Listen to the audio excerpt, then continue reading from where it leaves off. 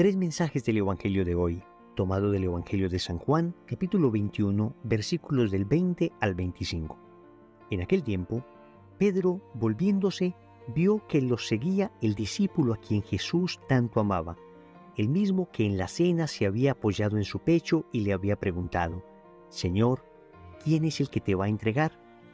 Al verlo, Pedro dice a Jesús: Señor, ¿y este qué? Jesús le contesta: Si quiero que se quede hasta que yo venga, ¿a ti qué? Tú sígueme.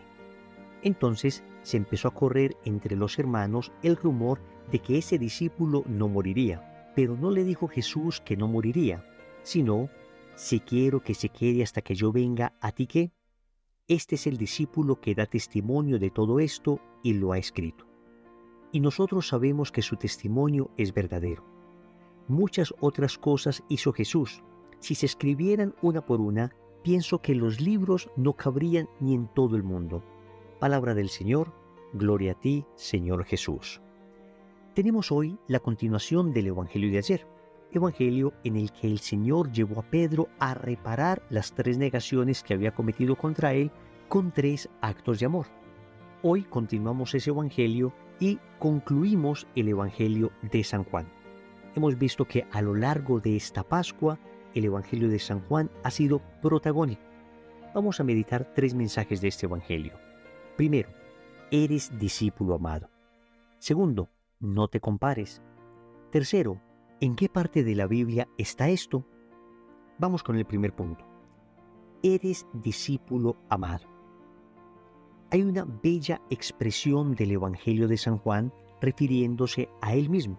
El propio evangelista se llama a sí mismo el discípulo a quien Jesús tanto amaba. Y tradicionalmente entonces se ha resumido esto diciendo que Juan era el discípulo amado. Y uno se pregunta, ¿puede acaso Jesús tener predilectos en su amor? Quiero explicarte esto, querido amigo, porque tú eres un discípulo amado. ¿Cómo es esto? ¿Puede acaso ser un discípulo más amado que otro? ¿Puede acaso un discípulo sentirse más cerca de Jesús que otro? El ejemplo es muy claro. Pensemos en una luz. La luz brilla con igual intensidad a todo el que se quiera acercar. Evidentemente, la luz no alcanza a llegar a todos en la misma magnitud, en la misma intensidad, porque no todos están a la misma distancia de la luz. Mientras más cerca esté de la luz, más brilla sobre mí. Así es el amor de Dios. No es que Dios quiera iluminar con su amor a unas personas más que a otras, sino que la luz está puesta allí, es decir, su amor está puesto allí para todo el que se quiera acercar. ¿Quién es entonces el que recibe más luz? El más amado, el que más cerca está. ¿Quién es el menos amado? El que menos cerca está. ¿Es problema de la luz? No, la luz quiere iluminarlos a todos. Es problema de la decisión del que quiera estar más cerca o más lejos. De esta manera, todos podemos ser discípulos amados si queremos acercarnos suficientemente a la luz. Y por eso el evangelista dice que este discípulo a quien Jesús tanto amaba fue el que se apoyó en el pecho de Jesús y le susurraba al oído en la última cena diciéndole: Señor, ¿quién es el que te va a entregar? Entonces, tú y yo podemos ser discípulos amados si nos acercamos más y más al corazón eucarístico de Jesús. No es una predilección de Jesús sobre algunos, sino que es una aproximación del alma más íntima, más cercana, más profunda al amor de Jesús. Tú eres discípulo amado. Basta que te quieras acercar con mayor intensidad a Jesús. Segundo, no te compares. Pasa algo bastante curioso en este evangelio, y es que Pedro le dice a Jesús, señalando a Juan, el discípulo amado: ¿y este qué? Jesús le contesta: si quiero que se quede hasta que yo venga, ¿a ti qué? Tú sígueme. Creo que hay una enseñanza bien interesante en esta expresión de Jesús, y es: preocúpate tú por tu santidad. No estés mirando la santidad de los demás, no estés comparándote con los otros. En términos generales, salvo contadas excepciones, pero en términos generales, toda comparación en la vida espiritual termina siendo nociva. Digo, hay unas contadas excepciones cuando de repente se necesita trabajar a la humildad y de repente uno empieza a ver la vida de los santos que a nuestra edad ya habían sido martirizados o ya habían escrito tremendas obras de teología, en fin, cuando uno necesita trabajar a la humildad porque uno cree que va muy bien en la vida espiritual, pues ahí valdría la pena compararse con alguno de estos grandes santos para trabajar en la humildad. Pero repito, estos son contadas excepciones. En términos generales, es bueno no estar comparándose, porque normalmente la comparación puede traer malos sentimientos a la vida espiritual. El primero que trae es, por ejemplo, la envidia. Empezamos a sentir que otros avanzan más, empezamos a preguntarnos si de verdad ese otro tiene la santidad que aparenta tener, empezamos a buscarles defectos para tratar nosotros de igualarnos a ellos, empieza a haber dentro de nosotros un virus, el virus de la envidia. También puede generarse un sentimiento de desánimo. Y empezamos a pensar, este acaba de empezar en la vida espiritual, yo llevo tantos años y este mire cómo va de adelante, cuánto sabe, cuánta devoción, yo llevo 3, 4 veces más que él, más que ella y no sé tanto, y puede entonces el desánimo empezar a hacer mella en el alma. Por eso no es sano compararse en la vida espiritual. Y la respuesta de Jesús es clara. Si quiero que éste se quede hasta que yo venga, ¿a ti qué? Tú sígueme. Es decir, deja de mirar a los otros y empieza a mirar a Cristo, porque cada alma es distinta. El proceso que Jesús sigue con cada alma es diferente. Repito, habrá contadas excepciones donde compararme con otro me motivará a seguir adelante o me ayudará a trabajar en la humildad, pero en términos generales no es lo más sano. Trata de concentrarte en Jesús, trata de enfocarte en lo esencial, en vivir los mandamientos como Dios quiere, en no estar pensando cuánto he progresado en comparación con este otro, sino en tratar de responder con fidelidad, aún en los pequeños avances que el Señor me ponga. Porque recuerden que nuestro criterio normalmente se equivoca al momento de juzgar la propia santidad y la santidad de los demás. A veces uno cree que la santidad se mide por el conocimiento que otra persona tenga, o que se mide por la cantidad de prácticas espirituales que hace, o que se mide por lo bien que habla la persona. No, recordemos que de santidades solo Dios sabe. Escúchame bien, de santidades solo Dios sabe. Pensemos en aquella pobre, humilde y sencilla mujer que va a la parroquia todos los días.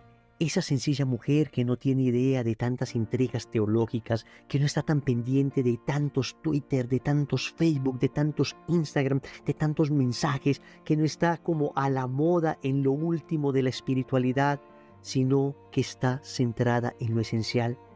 Va a su misa, adora el Santísimo, reza su Santo Rosario, hace sus mortificaciones, va de la casa a la iglesia, de la iglesia a la casa. Es una mujer virtuosa, en la casa trata de hacer todo lo que le corresponde, es amorosa, tierna, se esfuerza por vencerse a sí misma. Puede que no sea conocida entre los grupos católicos, puede que no sea una persona admirada como una gran predicadora, admirada como una gran escritora, o una persona con muchos dones, o una persona que desarrolló una enorme espiritualidad. Simplemente es una sencilla mujer que vive la santidad oculta en el corazón de Jesús. No se está comparando con nadie, está centrada en lo esencial, en Cristo. Querido amigo, querida amiga, no te compares. Vive tu vida espiritual centrada en Cristo. Enfócate en el que es y te aseguro que avanzarás más que si te pones a compararte con otras personas. De los demás, aprender lo bueno. De los demás, admirar lo hermoso.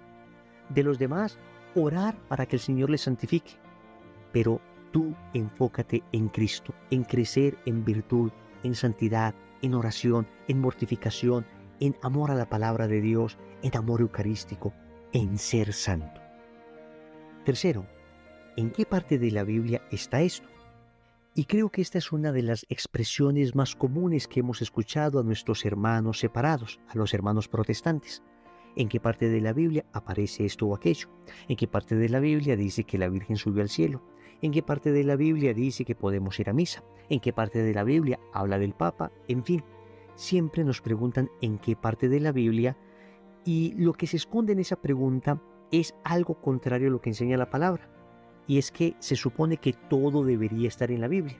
Y resulta que la Biblia no enseña que todo debería estar en la Biblia. Es más, hoy el último versículo de este Evangelio nos enseña que hubo muchísimas otras cosas que hizo Jesús que no están en la Biblia.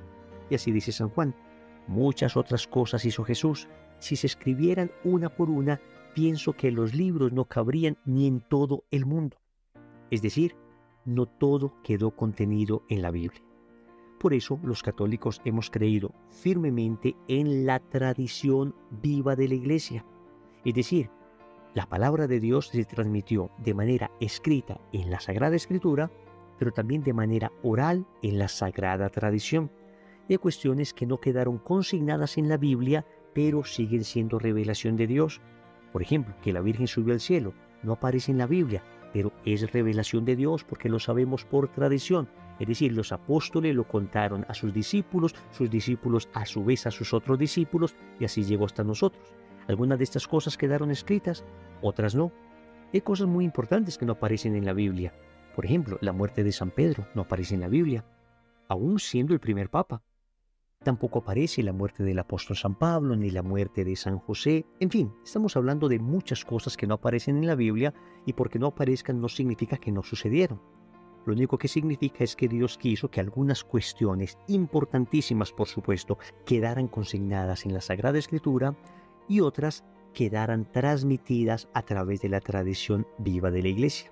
Esto es importante.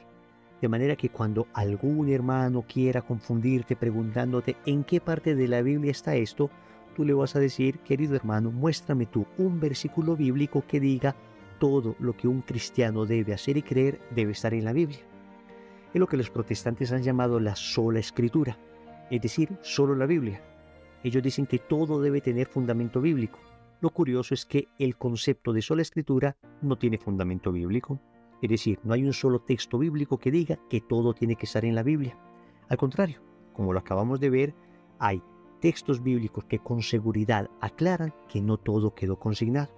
Y por eso debemos confiar en la autoridad de la Iglesia, que a través del magisterio interpreta auténticamente la palabra de Dios, tanto escrita, que está en la Biblia, como oral, que está transmitida a través de la tradición. Oremos. Amado Señor, hoy me doy cuenta que soy un discípulo amado para ti, pero que depende de mí mantenerme en ese amor. Yo te suplico me concedas la fuerza para hacerlo. Te quiero pedir que arranques de mi corazón toda envidia, toda comparación inútil con otras personas que pueda estar deteniéndome en mi camino espiritual. Más bien, Señor, concédeme la gracia de abrirme a tu espíritu para que pueda realizar aquello que quieres de mí. Finalmente, te doy gracias por tu palabra, porque tu palabra es viva y eficaz, más cortante que espada de dos filos. Gracias por la tradición, gracias por la Iglesia. Señor, dame lo que me pides y pídeme lo que quieras. Amén. Recordemos entonces, primero, eres discípulo amado. Segundo, no te compares. Tercero, ¿en qué parte de la Biblia está esto? Compromiso. Vamos a rezar el Santo Rosario pidiendo la gracia del Espíritu Santo en Pentecostés. En el nombre del Padre, y del Hijo, y del Espíritu Santo. Amén.